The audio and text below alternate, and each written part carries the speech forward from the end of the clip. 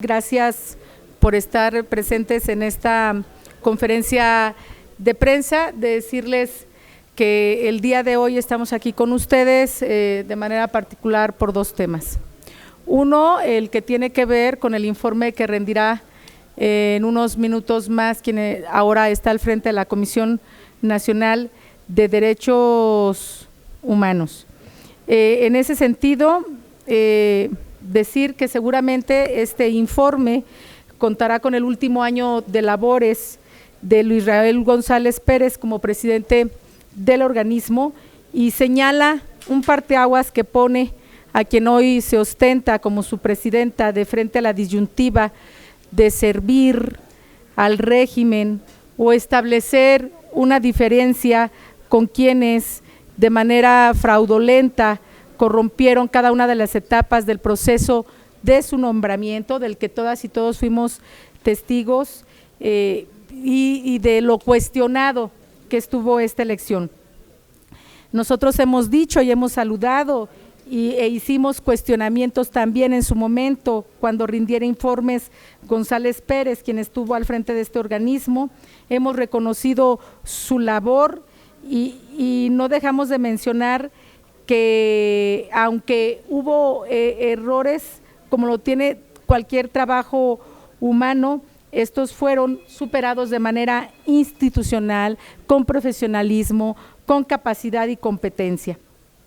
Esta comisión, la de Derechos Humanos, consideramos en la fracción parlamentaria del PRD que enfrenta uno de sus más grandes retos institucionales, quien ahora se ostenta como su presidenta. Supimos que no cumplió con los requisitos legales y que llegó fuertemente cuestionada, como ya la decía, en su legitimidad. Asumió la presidencia de la Comisión Nacional, inclusive desconociendo la importante labor que este organismo ha desempeñado en favor de los derechos humanos en una situación de crisis humanitaria que afecta a millones de personas, que nos encontramos ante el año, ahora hemos conocido que 2019 ha sido el año más violento en torno a asesinatos, desapariciones, desplazamientos y múltiples violaciones a los derechos humanos que día a día se produce en nuestro país. Nosotros estamos ahora diciendo, y ojalá esperamos que su informe y en sus intervenciones que tendrá de 30 minutos y luego otros 10 que responderá o hará algunos comentarios, es de que ojalá y nos pueda decir cuál es su posicionamiento, qué es lo que está haciendo la Comisión Nacional de Derechos Humanos en torno a lo que está sucediendo con quienes no reciben servicio médico, con quienes no reciben medicina. ¿Cuál es su opinión de que el INSABI no cuente con los lineamientos todavía y que se encuentren en la incertidumbre las mexicanas y los mexicanos? ¿Cuál es su opinión que nos puede dar en torno a la intentona que se hizo de presentar distintas iniciativas en torno a una reforma judicial que violentaba la Constitución, que violenta el debido proceso, que violentan los distintos convenios internacionales de los que México forma parte? ¿Cuál es su opinión y cuáles serían sus recomendaciones en torno a lo que ha sucedido con los migrantes en la frontera sur? ¿Cuál es su opinión en torno a lo que se enfrentan niñas, niños y adolescentes migrantes, pero también en torno a la violencia generalizada que están viviendo ellas y ellos? No hemos tenido ninguna opinión al respecto. Y sí, la Comisión Nacional de Derechos Humanos representa para las mexicanas y para los mexicanos la última instancia en la que pueden recurrir en contra de los actos de autoridad, y no hemos tenido en verdad ni siquiera una opinión al respecto. Las acciones que tiene la comisión son muy amplias: la defensa y protección de los derechos de comunicadores, como al del derecho de la información, los derechos de las comunidades indígenas y afromexicanas. ¿Cuál es su opinión en torno a esas consultas que se han hecho donde se está implementando el megaproyecto del Tren Maya y que han ido en contra de los pueblos originarios. Las recomendaciones emitidas por violaciones de derechos humanos debido a actos de detención arbitraria, retención ilegal, desplazamiento forzado, de tortura, violencia sexual, cateo ilegal, el derecho a la privacidad cometido con agentes estatales, la defensa de los derechos de niñas, niños y adolescentes, especialmente para que estos tengan un trato libre, digno, una vida libre de violencia, la integridad y seguridad personal, la educación, el sano desarrollo. La defensa ha tenido acciones en torno a la defensa del derecho a la justicia, a la seguridad jurídica. Son ámbitos en que esta comisión ha intervenido en beneficio de la población. Nosotros esperamos tener este tipo de respuestas. Nosotros esperamos que la presidenta, quien ha llegado de manera muy cuestionable, en verdad pueda asumir la responsabilidad que tiene esta comisión y dejar de callarse, porque eso no nos deja más que el poder concluir que no atentará para nada en todo aquello que atente contra la Cuarta Transformación. Esto por una parte. Y por otra parte, quiero hacer de su conocimiento un pronunciamiento a nombre de la fracción parlamentaria del partido y a nombre también de la Dirección Nacional en relación a la segunda caminata por la paz a celebrarse el próximo 23 de enero, que como ustedes saben partirán de la glorieta de la Paz en la ciudad de Cuernavaca, Morelos, y que culminará en el Zócalo de la Ciudad de México el domingo 26, y en ese contexto emitimos el siguiente pronunciamiento. La situación de violencia en nuestro país es cada vez más extrema y nos ha conducido a una crisis humanitaria sin precedentes en nuestro país. La violencia provocada por la delincuencia organizada ha generado también el incremento de otras violencias como la violencia de género y la ejercida en contra de niñas, niños y adolescentes como nunca antes habíamos visto. Más de 39,000 muertos, más de 60,000 desaparecidos, innumerables desplazados, son las cifras que signan el primer año de ejercicio del actual régimen. Pese a los llamados de la sociedad civil y diversos actores sociales, económicos y políticos, las políticas implementadas desde el gobierno federal y por las mayorías parlamentarias de Morena únicamente ha profundizado la militarización del territorio nacional sin una agenda que permita su pacificación, invisibilizando a las víctimas y generando un sentimiento de desasosiego social. En múltiples ocasiones hemos llamado al gobierno federal y a sus grupos parlamentarios en el Congreso de la Unión para que en conjunto con la sociedad civil y la academia diseñemos una estrategia que responda a la realidad que viven muchas y muchos mexicanos que día tras día arriesgan su vida con solo salir de sus casas a trabajar. Muchos han sido los eventos de violencia que se han producido a partir de los lamentables acontecimientos acaecidos en Bavispe, Sonora, en la que fueron brutalmente asesinados mujeres y niñas y niños inocentes, que dieron lugar a esta segunda caminata por la paz, organizada desde la sociedad civil, cuyo objeto es hacer un llamado para evaluar y redireccionar la política de seguridad en nuestro país. Por lo anterior, desde el grupo parlamentario del PRD, expresamos nuestra mayor solidaridad a las víctimas directas e indirectas que han sufrido las consecuencias de la violencia, por lo que acompañamos las justas demandas del Movimiento por la Paz, Justicia, Dignidad y a la segunda caminata por la paz a realizarse el próximo 23 de enero. Nuestro compromiso para acompañar las propuestas legislativas y de política pública que tiendan hacia la pacificación de nuestro país y la reconciliación en nuestra sociedad, con el mayor apego a los derechos humanos, a las y los mexicanos, que surjan del trabajo conjunto con todos los sectores sociales, económicos y de la academia.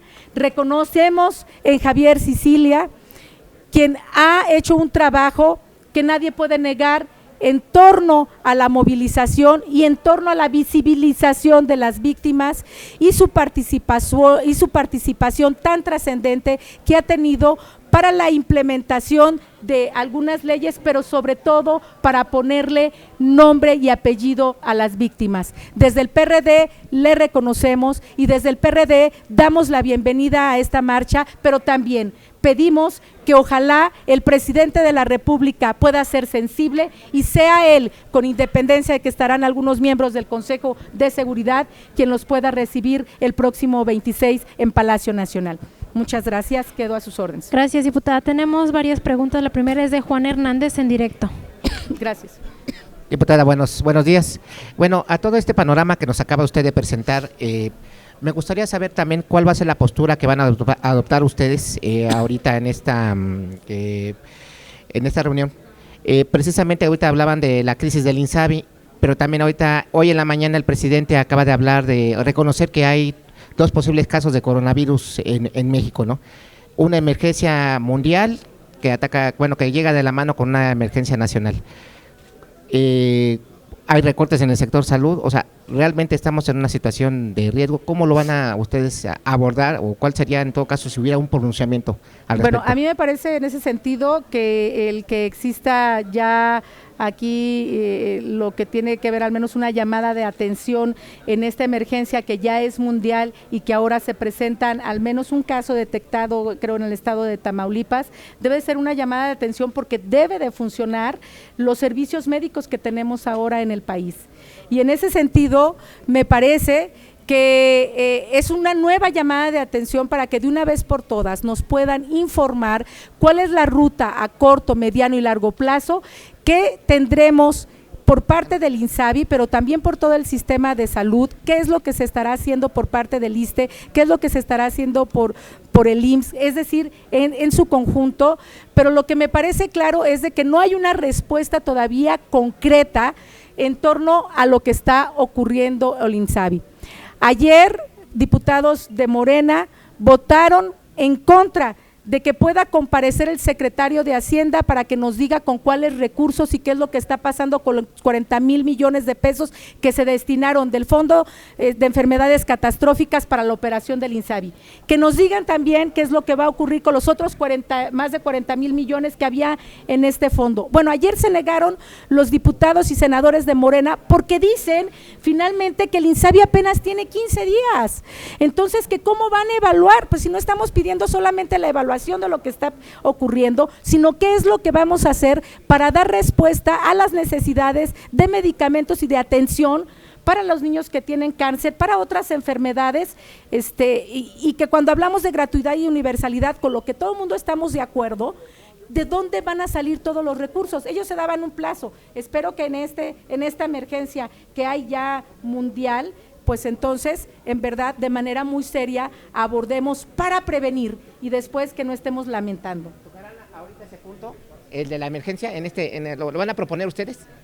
Nosotros ahora lo que se va a abordar de manera particular es el informe de la presidenta de la Comisión de Derechos Humanos. Si se dieran otros temas y claro que seríamos. Habrá el momento en el que vamos a discutir el punto de acuerdo que viene en contra y sí lo estaríamos reservando para poner a discusión el por qué se niegan a que venga el secretario de Hacienda para explicarlos de los dineros, el por qué se niega que venga quien está al frente del INSABI para explicarnos qué es lo que va a ocurrir. Sabemos que si hay comunicación o no con los gobernadores, sabemos que hay discrepancias, pero requerimos que de manera transparente conocer cuál es la ruta, pero sobre todo necesitamos saber qué es lo que va a ocurrir para la atención con quienes ahora están yendo y todavía les dicen que no hay medicamentos o que llegan y saben que van a tener que pagar alguna cuota de recuperación porque así está establecido en la ley y porque todavía no hay una homologación en torno a los lineamientos y a la manera en que operará el INSABI. Pero también que venga el secretario de Salud, porque sabemos que este problema no es un asunto solo del INSABI, sino que también abarca a todo el sistema. Entonces, me parece más allá que que quienes califican cuando la oposición decimos que queremos que vengan y comparezcan y expliquen y transparenten, que digan que lo estamos utilizando políticamente. Perdón, en el tema de salud están de por medio vidas, no son recursos no son asuntos materiales. La salud se puede deteriorar cuando no se recibe un medicamento y esto cuesta vidas y me parece que esta Cámara debe de ser más responsable, que la Comisión Permanente debe de seguir exigiendo su presencia para que haya claridad y para que en conjunto podemos construir una ruta, de nosotros una ruta legislativa de qué tenemos que modificar para que todo sea gratuito, pero también qué tenemos que hacer para que existan los recursos necesarios, porque ahora se gasta alrededor de al menos 3% del producto, 3 puntos del Producto Interno Bruto. Dicen los expertos que se necesitan casi 6 puntos del Producto Interno Bruto. Requerimos saber de dónde van a salir los recursos. Sabemos que ahora han dicho que en un año todo se regularizará y mientras tanto, ¿qué vamos a hacer en ese año? Y de dónde van a salir los recursos, que ese es el tema sustancial. Siguiente pregunta, Gloria Islas de Notimex. Sí, buenos días, diputada. Yo le quiero preguntar si el PRD va a buscar algún mecanismo para denunciar precisamente esta ceguera de la Comisión Nacional de Derechos Humanos ante evidentes violaciones que se han venido dando, sobre todo para buscar que la señora ya no continúe al frente de la CNDH. Miren, sé que algunos que compitieron en su momento o que aspiraron para estar a la Comisión Nacional de Derechos Humanos y algunos otros actores presentaron algunos amparos, presentaron algunas medidas jurídicas en donde precisamente en su derecho estaban denunciando de cómo fue la elección. Estos en la mayoría de los casos han sido rechazados, pero nos queda la Corte Interamericana de los Derechos Humanos, en las que no dudamos acompañar a quien, como sea necesario para llegar hasta esta instancia, pero para que eso ocurra primero debemos de agotar las instancias nacionales, pero de ser necesario llegaremos a la Corte Interamericana de Derechos Humanos. Siguiente pregunta, Margarita Nicolás de Cadena Raza. Hola, diputada, buen día. Buen día. Una, preguntarte cuál es tu postura o la opinión en torno a esta negativa del Morena para que viniera aquí uno de los integrantes de la familia Levarón, cuando ya se tenía pues prácticamente un calendario para que ellos pudieran intervenir. Este rechazo, pues como decía el presidente, que no se van a prestar al show, no sé si esto sea realmente un show o que piense como que él está en puras ocurrencias en la mañana, piensa que todo es show en nuestro país. Y la segunda, que mientras la gente está distraída precisamente con la rifa del avión, a ver quién se los gana, qué van a hacer con él, pues siguen creciendo los problemas de inseguridad y sobre todo ahorita el rubro de la salud, que no se sabe bien a bien qué va a pasar con el INSABI, si es gratuito, si van a pagar, si hay hospitales o si no, como que hay una cortina de humo, aunque ellos no lo quieran aceptar. Gracias. Bueno, como ustedes saben, la Junta de Coordinación Política presentó un acuerdo firmada por todos los coordinadores y por su servidora, en donde solicitábamos que se le autorizara para que el próximo 28 pudiera estar presente en este permanente un integrante de la familia Levarón. Sabemos que hoy el grupo de Morena lo está rechazando y lo lamentamos. Y lo lamentamos por dos cosas. La primera, porque esta Cámara de Diputados no ha abierto sus puertas para que vengan las víctimas. Esto es algo que lamentamos que ha ocurrido en esta legislatura. Y ahora el que no venga un integrante de la familia Levarón, como ya lo había propuesto la Junta de Coordinación Política, me parece que atiende más a lo que el presidente dice que a la convicción propia que pudieran tener muchas y muchos de los legisladores. Me parece un error, me parece que esta Cámara debería de escuchar a las víctimas y me parece que esta Cámara debería de abrirse no solamente a que venga un integrante de la familia Levarón, debería de también convocar a que estuviera aquí Cecilia para que junto con otras víctimas pudiéramos establecer una sola agenda legislativa y dar respuesta desde nuestro ámbito de competencia a quienes han perdido a sus familiares, a quienes tienen desaparecidos, a quienes han encontrado, pero por desgracia los han encontrado muertos. Debería de ser más sensible, pero tenemos que tener responsabilidad en ese sentido y yo espero y convoco a todas las fuerzas, a todos los grupos parlamentarios a que en la Cámara de Diputados, iniciando el proceso, iniciando el siguiente periodo, podamos hacer una amplia convocatoria para escuchar a las víctimas de este país, para asumir su agenda para no repetir toda la agenda transicional que debe de existir y todo aquello en lo que podamos colaborar legislativamente. Gracias, diputada. No hay más Gracias preguntas. a usted. Gracias a ustedes.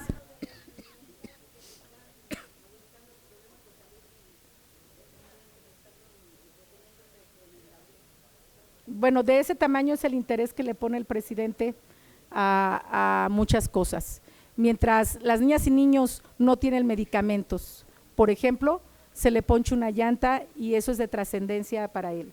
Mientras hay quejas por todos lados de que no están funcionando los servicios médicos, el presidente quiere vender cachitos de lotería.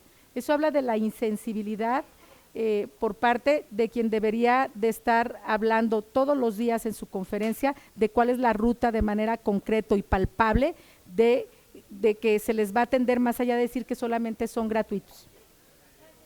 Gracias a ustedes.